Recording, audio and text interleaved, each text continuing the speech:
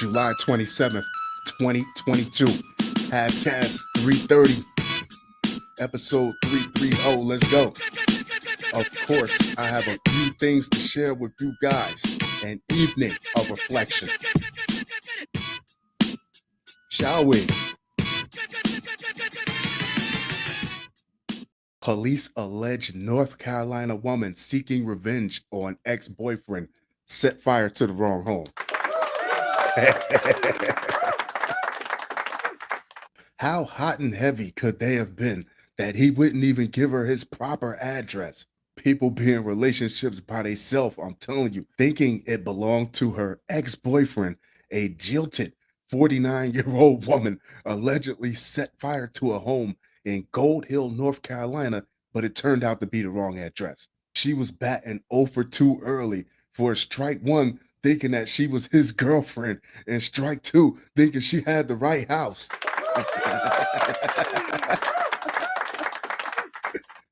Oh, don't let it be you. Oh, look at that face. The look of a woman who put it all on the line for love. People obtained an arson report from the Rowan County Sheriff's Office regarding the July 22nd fire, which led to the arrest of Christy Louise Jones. The report indicates the fire caused $20,000 in damages. Jones has been charged with felony first-degree arson, assault with a deadly weapon, and larceny of an animal. What did the animal do? She's being held on a $101,500 bond.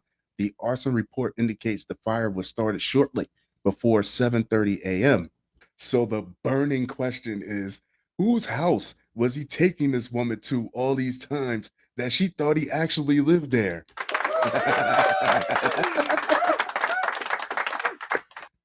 A neighbor who says they saw Jones trying to set the house on fire woke up the owner of the home, according to an arrest report obtained by WBTV. The owner went outside to find bundles of wood and a fire on his front porch, which was apparently set with chainsaw oil. Trying to stop the fire spread, the homeowner ran to get his hose, but according to the arrest report, Jones had plugged up the end of the house with Flex Seal, a rubberizing liquid. Whoa! Take this as a cautionary tale, ladies. Mail him a letter within the first 2 weeks, and if he doesn't get it, then you know it's not real. WBTV, citing the arrest report, reports that the homeowner saw Jones nearby, grabbed a rifle, and confronted her. According to the report, Jones just mumbled at the man while allegedly holding one of the homeowner's dogs on a leash like a true villain origin story. Police allege Jones also tried to set the propane tank on the side of the home on fire. Later, deputies found a cut to the exterior of the homeowner's above ground pool. The real MVP of this story is the alleged boyfriend.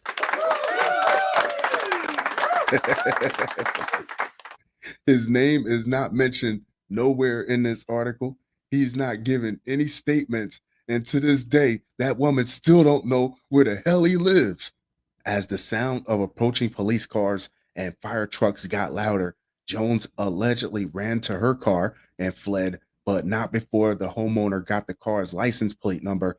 Later, police tracked her to her home where she was handcuffed. According to WBTV, a witness informed deputies a former boyfriend of Jones did own property in the area, but that could be that could be the county, that could be the town. Jones and the owner of the home that was torched do not know one another. Jones has yet to enter pleas to the charges, and at this time, she does not have an attorney of record who can speak on her behalf.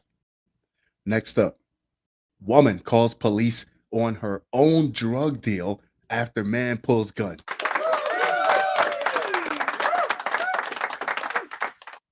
I guess that's not the part of the game she signed up for. I'm going to call these cops and then I'm going to get on Indeed and I'm going to update my resume. This shit is for the birds. Now she's dealing with the consequences.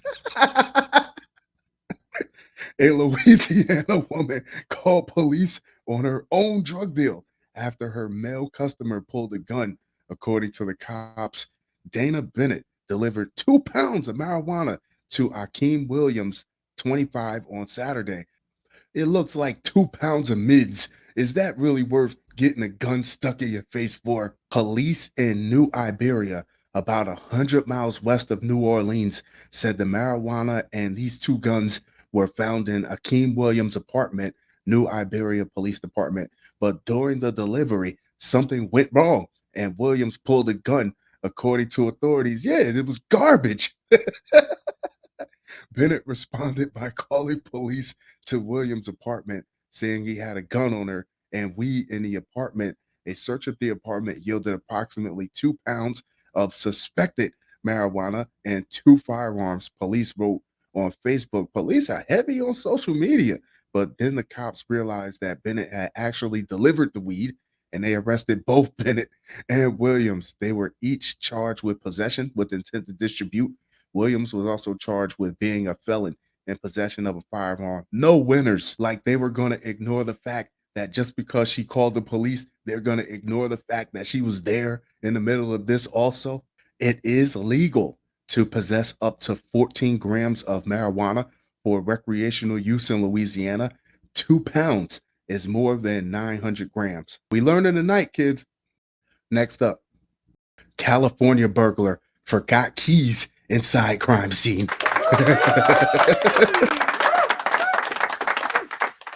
Fisher Price, my first robbery.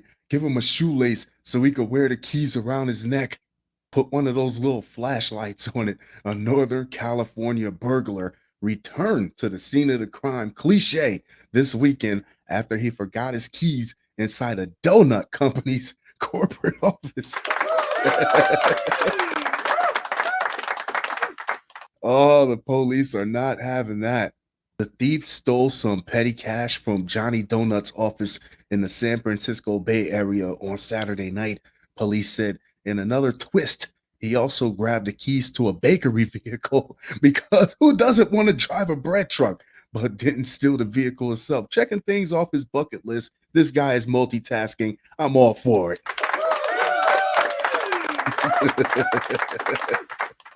Petty cash might sound like a few bucks, but for a business, petty cash can have a couple $1,000s. San Rafael police are seeking the public's help to identify the burglar who used an unknown tool to manipulate the office's doorknob and get inside around 10 p.m. According to Lieutenant Dan Fink, the crime was reported to police on Monday. Surveillance video shows the man moving between the office and a back storage area where he pried open a filing cabinet. Fink said, how did he know all this was in there? The lieutenant said the thief took a bank bag with an unknown amount of cash. It definitely seems like either he did his research or for whatever other reason, he knew where to go to get what he wanted. Craig Blum, founder of Johnny Donuts, said his company plans to deliver a few dozen donuts to the San Rafael police officers who came to our aid to ensure, I don't know if we can accept that as payment, sir, conflict of interest, who came to our aid to ensure that we can continue serving our community handcrafted donuts without interruption. It was an unfortunate incident, but we're glad no donuts or team members were harmed. Blum said sometimes even the thought of a donut makes you do crazy things. Fun show, fun show, fun show. That being said, I'm going to wrap this one up, but I'll be sure to talk to you guys very, very soon. Adios.